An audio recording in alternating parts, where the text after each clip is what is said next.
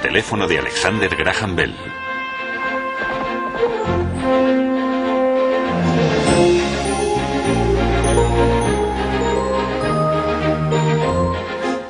No hay nada en la Tierra que preste un servicio tan rápido como el teléfono, ni nada que se haya maldecido tanto como él.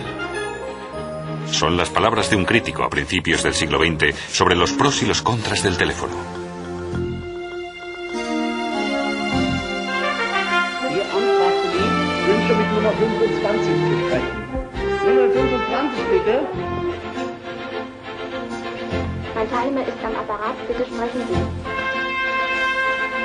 Preciado o maldito, pocos inventos han cambiado tanto la convivencia de las personas como el teléfono en su historia de apenas 150 años.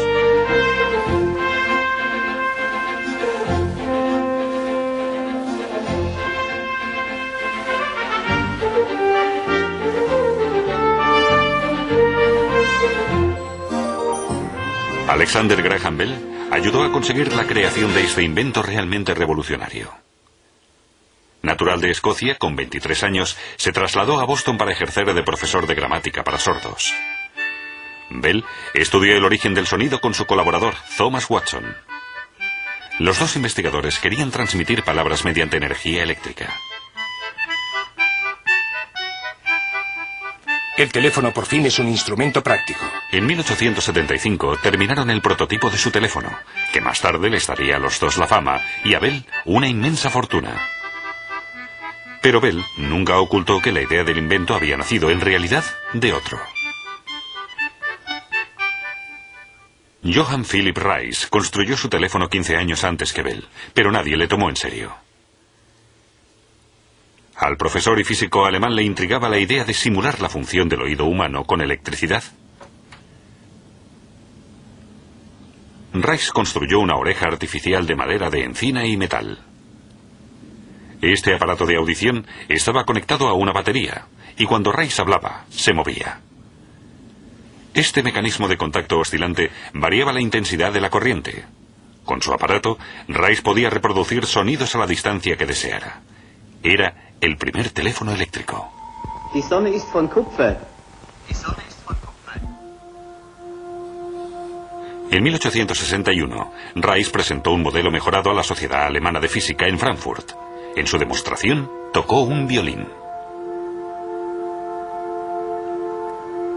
En este aparato, la corriente eléctrica también sufre variaciones por un mecanismo de contacto sensible al sonido. Por desgracia, a los eruditos de Frankfurt les faltó imaginación. Un aparato del que salían sonidos deformados les pareció una tontería. Por razones obvias, Reis no pudo fabricar en serie su aparato. La era del teléfono comenzó años más tarde con Alexander Bell en Boston.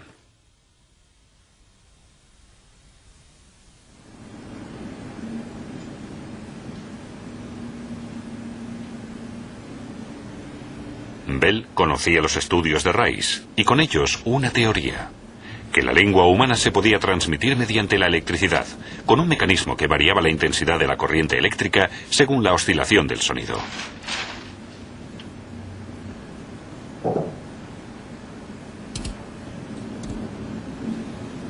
Pero a Bell le faltaba una mente práctica para la materialización. Ninguno de los proyectos que había emprendido con Watson había salido adelante. Ni siquiera su telégrafo armónico, un aparato con el que querían transmitir simultáneamente varias señales distintas a través de una sola corriente.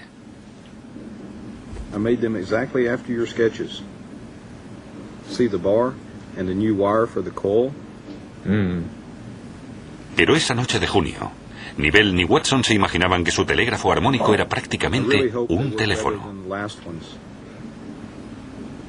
That's what we'll see tonight. Please go in the other room and prepare for the first transmission. El telégrafo armónico tenía un electroimán con el núcleo de hierro dulce. En cuanto la corriente lo atravesaba, producía la vibración de un resorte que se podía oír ligeramente. Bell y Watson tenían que sincronizar a la perfección el emisor y el receptor antes de cada prueba. Durante meses realizaron numerosas pruebas sin éxito. Pero ese día...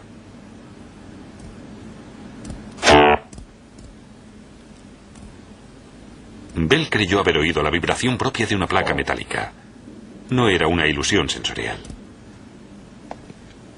What happened? I don't know. Nothing special. ¿Qué había pasado? Watson había querido aflojar un tornillo demasiado apretado y se le había resbalado.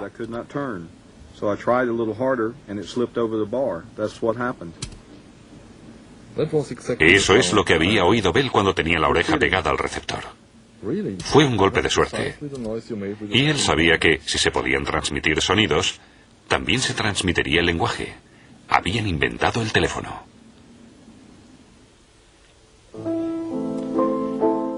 El 7 de marzo de 1876, Alexander Bell solicitó la patente de su invento. Pero lo hizo solo un poco antes que su mayor rival. Eliza Gray, inventor de Chicago, llegó a la oficina de patentes solo 2 horas después que él. 2 horas que le salieron muy caras.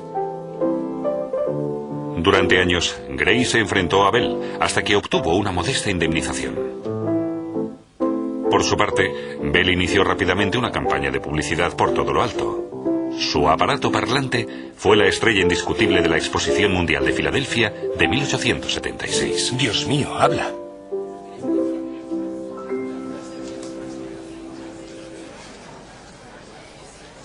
Habla. Solo un año después, el exprofesor de gramática de Boston fundó la Bell Telephone Company. Su política, no vender los teléfonos, sino alquilarlos exclusivamente a sus clientes. Un plan inteligente, como se demostraría más tarde, pues de esa forma, la Bell Company se aseguró durante mucho tiempo el monopolio del sistema de teléfonos americano.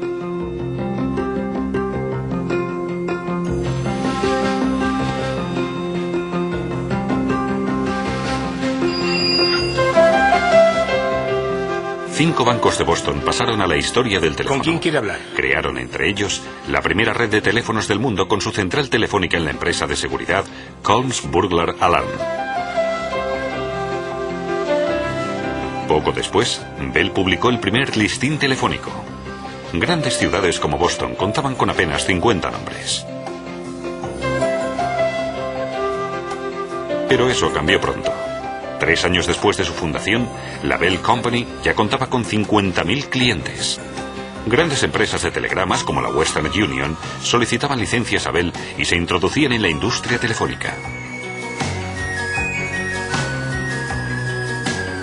Pronto, el cable del teléfono conectó unas ciudades con otras. La red crecía y crecía.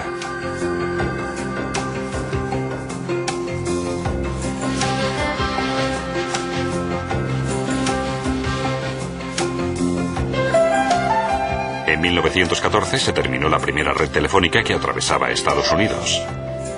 Bell protagonizó el acontecimiento del siglo con la primera conversación telefónica transcontinental.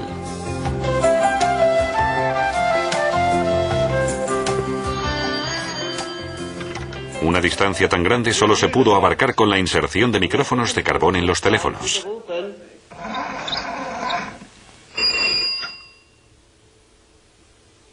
Los micrófonos de carbón se utilizaron durante mucho tiempo.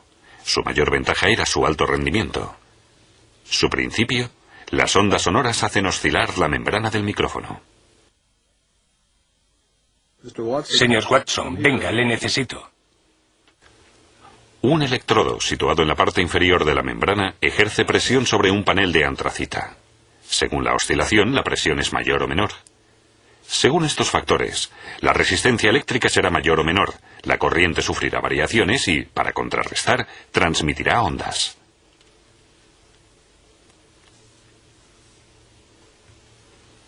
Los receptores telefónicos se fabricaron mucho tiempo según el principio electromagnético. La corriente variable entrante atravesaba unas bobinas envueltas en imanes permanentes. Según la intensidad de la corriente, el imán ejercía más o menos fuerza y hacía oscilar una membrana metálica.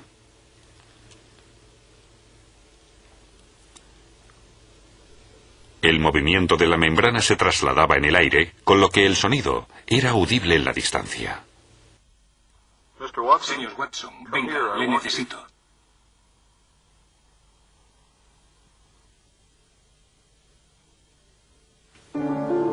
Principios del siglo XX. Los empleados de las centrales telefónicas no dan abasto con las manos.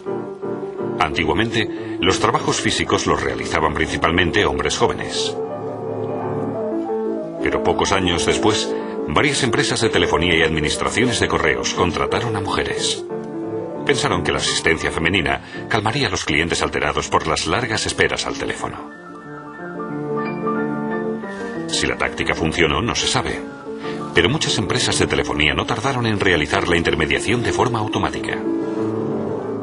Con ello, surgió también el disco de marcación, un sistema telefónico muy novedoso para los clientes.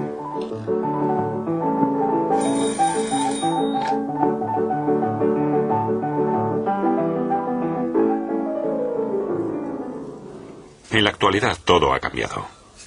Hoy son máquinas las que nos ponen en contacto con las líneas telefónicas. Los telefaxes leen fragmentos de texto y los convierten en datos informáticos. El receptor se conecta automáticamente.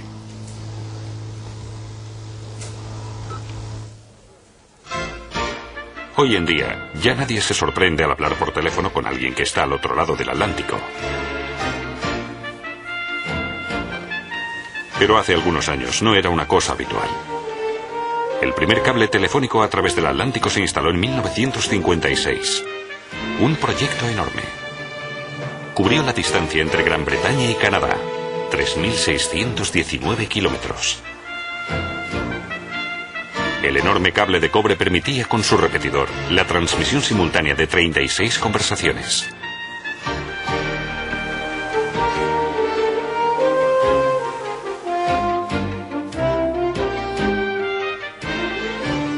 Antes de la instalación del cable en el océano, los radioenlaces mantenían el tráfico telefónico intercontinental. Hallo, Papa. Nein, Frau Nerser, hier ist Karl Hollmann. Wer? Herr Hollmann? Ja. El primer enlace radioeléctrico se creó en 1920.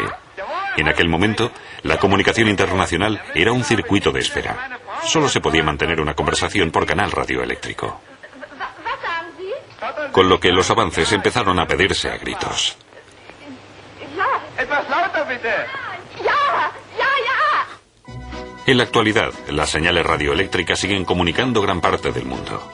Pero los satélites de telecomunicaciones en órbita permiten miles de conversaciones simultáneas.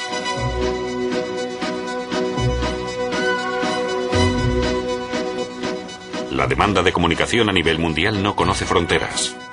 Pero el espacio para el estacionamiento de satélites es limitado. En las profundidades de la Tierra aún hay sitio de sobra. Esto es un cable fibra óptico en movimiento. Una fibra óptica con una capacidad enorme. Este cable transmite hasta 30.000 conversaciones telefónicas simultáneas. Y no solo eso. La fibra óptica permite transmitir, a través de la misma conexión, lenguaje, texto, datos informáticos e incluso imágenes en movimiento. Fibra óptica, satélites, teléfonos móviles. En la actualidad, casi nadie puede prescindir del teléfono. Para unos es imprescindible en el trabajo, para otros ideal en su vida privada y para otros sencillamente una carga.